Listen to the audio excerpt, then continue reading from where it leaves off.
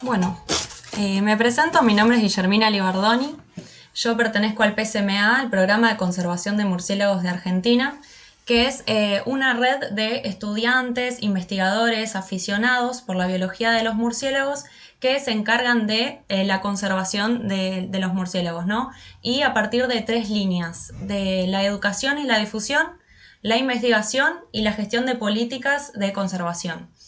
Si tienen alguna duda o algo, si quieren, traten de acordársela y me la preguntan al final de la charla, así no interrumpen el hilo de la presentación. Bueno, vamos con el primer mito, que es uno de los más comunes. Dice, ¿todos los murciélagos chupan sangre o son vampiros? Bueno, esto es mentira. No todos los murciélagos chupan sangre o son vampiros. Existen en todo el mundo alrededor de 1.300 especies de murciélagos y solamente 3 se alimentan de sangre. A muchas personas capaz la palabra vampiro te recuerda a la historia de Drácula, ¿no? Que es un ser no vivo que se levanta de la tumba y se alimenta de sangre de las personas. Sin embargo, Drácula fue escrita en Europa y los únicos 3 especies de murciélagos que se alimentan de sangre viven en América. Pero bueno, historias y relatos sobre criaturas que se alimentan de sangre se desarrollaron a lo largo de todo el mundo en toda la historia, ¿no? Y hay un corto cinematográfico en particular que impulsó capaz el miedo a estos animales, que fue la primera vez que apareció en el cine la idea de un demonio, de algo maligno que se convertía en un murciélago. Vamos a hablar específicamente de las 3 especies hematófagas.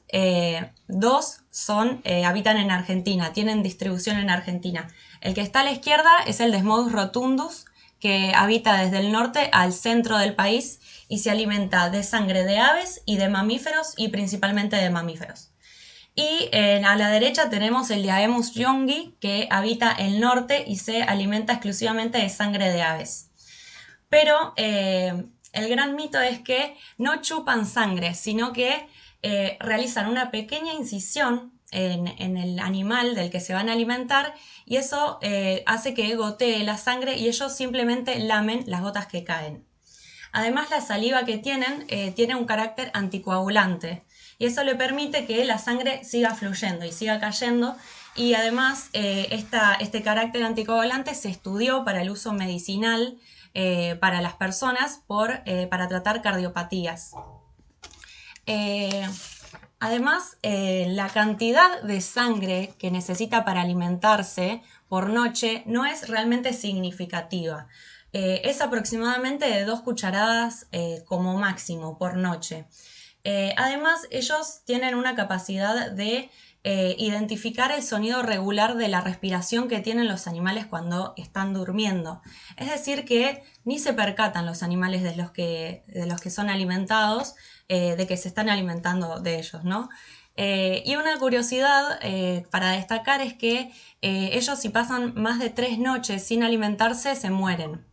Entonces, si hay algún animal, algún individuo que no se pudo alimentar en ese tiempo, otro de los individuos le regurgita parte de su alimento en la boca.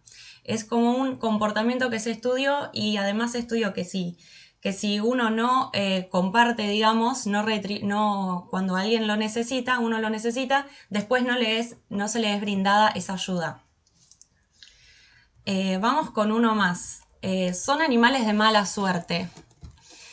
Y esta creencia o superstición capaz es la más conocida o que más nosotros lo relacionamos con algo maligno, algo oscuro, los murciélagos relacionados a las brujas, a algo malo, ¿no? Y puede ser que esta mala fama se le dio porque en la Biblia se los describe como aves abominables y hay muchas ilustraciones a lo largo de la historia que muestran a demonios que tienen alas de murciélago.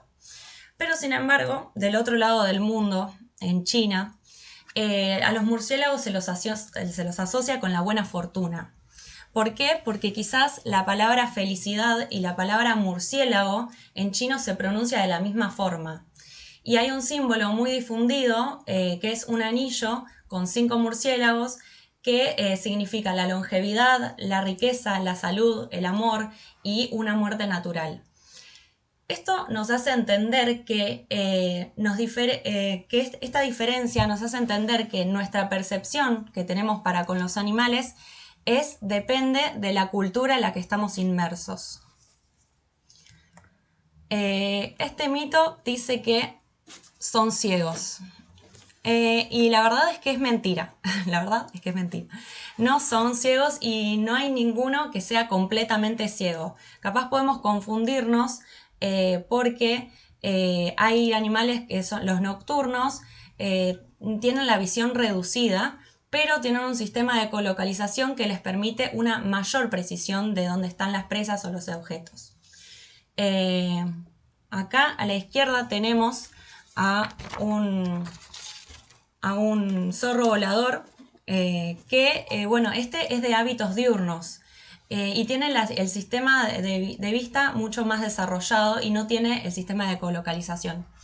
Y en el norte de nuestro país existen microquirópteros que se alimentan de néctar de flores nocturnas que se abren a la noche y tienen la capacidad de identificar la luz ultravioleta. Es decir, que los murciélagos desarrollan un sistema de vista muchísimo más que el nuestro, digamos, más desarrollado que el nuestro. Otro de los mitos es que dice que son ratones o incluso son ratones viejos con alas. Muchas veces podemos relacionar al murciélago con los ratones por el parecido, capaz, por el tamaño, porque aparecen a la noche o porque algunas especies de murciélagos presentan una cola libre. Pero esto se vio reflejado al momento de llamarlos, ¿no? Porque en distintos idiomas, como se le dice al murciélago, significa ratón con alas o ratón ciego. Y en el español antiguo, murciélago significa ratón ciego. Además, en el idioma vasco, saguzar se le decía al murciélago y significaba ratón viejo. De ahí quizás este mito, ¿no? Pero bueno, la realidad es que los estudios genéticos demuestran que los murciélagos no están emparentados con los roedores. Incluso hasta nosotros, los seres humanos, estamos más emparentados a los ratones que lo son los murciélagos. Hay gente que los puede confundir con aves, pero estamos lejos de eso. Los murciélagos pertenecen al grupo de los mamíferos, son los únicos mamíferos capaces de volar. Y bueno, podemos darnos cuenta por la presencia de pelos y de glándulas mamarias. Mucha gente puede pensar que se enreda en el pelo, ¿no? O que algún conocido tienen que se le enredó en la cabeza, o que incluso los murciélagos buscan enredarse. Pero bueno, lejos estamos de eso, porque si podemos pensar un poco, a los murciélagos no les sirve de nada quedarse atrapados en la cabeza de ningún humano. No es un comportamiento del individuo hacer eso, o sea, no se beneficia con nada haciéndolo. Y es un mito que no solamente está en Argentina, sino que también en Estados Unidos, por ejemplo, si sucede, dice, la superstición dice que vas a tener dolor de cabeza por toda tu vida, y en Francia te anuncia una mala relación amorosa. Lo más cercano que podría llegar a pasar es que te pasen cerca, que vuelen cerca, pero en realidad están tratando quizás de identificarte o quieren alimentarse de algún mosquito o insecto que esté cerca tuyo, ¿no? Pero bueno, no buscan enredarse en tu pelo. Dice que todos los murciélagos contagian rabia. Bueno, la rabia es una enfermedad que puede ser contraída y transmitida por diferentes mamíferos, no solamente que puede ser transmitida por los murciélagos. Y la pueden transmitir solamente una vez que están enfermos y pasan, desde que presentan síntomas, pasan 7 días y después se mueren, ya no la pueden transmitir. Y además te pueden contagiar rabia solamente si están enfermos, como dijimos, y solamente si nos muerden. Y solamente nos muerden si nosotros nos acercamos a ellos y les ponemos la mano en la boca. Es decir, que ¿A cuántas personas conocen ustedes que haya sido mordido con un murciélago? ¿Y a cuántas personas ustedes conocen que haya sido mordido por un perro? Es decir, que la posibilidad de que nos suceda eso es bastante lejana. Es más probable que quizás te contagie un perro de rabia que un murciélago. Además, dijimos que solamente te puede contagiar si está teniendo esa enfermedad, ¿no? Si tiene rabia. Y de los casos analizados de los murciélagos, solamente el 5% presentaba rabia. Y esto es un porcentaje que se sacó a partir de todos los murciélagos que aparecían caídos y que algunas personas los llevaban a centros de zoonosis para analizarlos.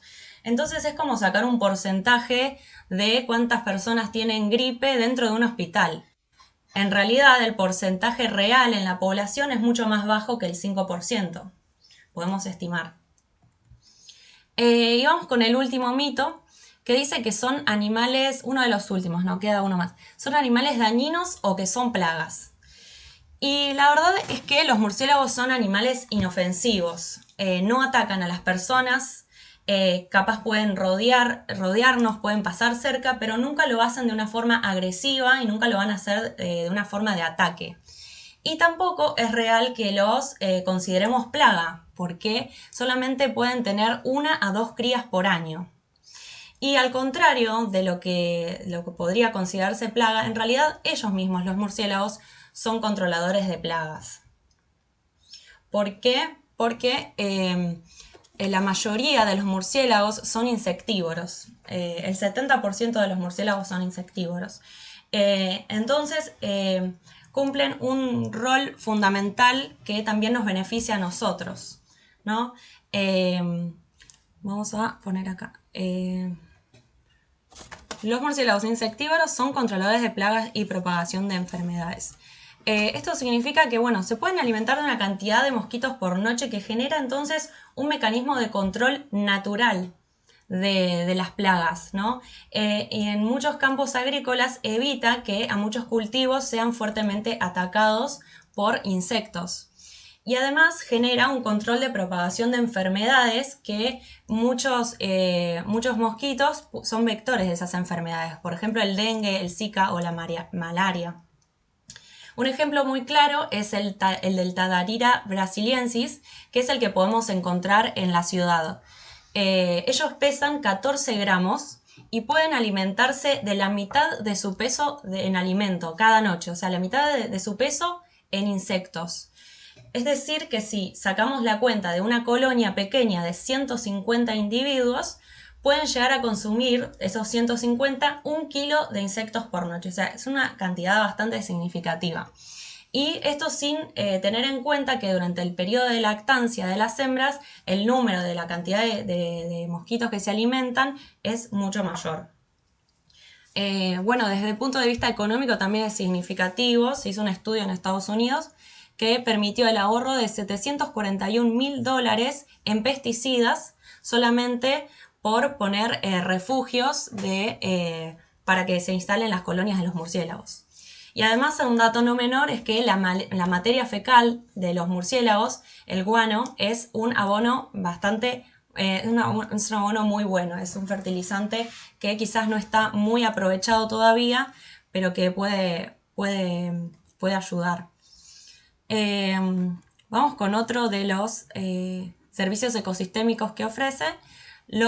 Bueno, esos son los insectívoros, pero también hay murciélagos que se alimentan de frutas y que ayudan a reforestar a los bosques. ¿Por qué? Porque quizás cuando se alimentan la semilla cae al piso o cuando se la comen la semilla pasa a través de su tracto digestivo.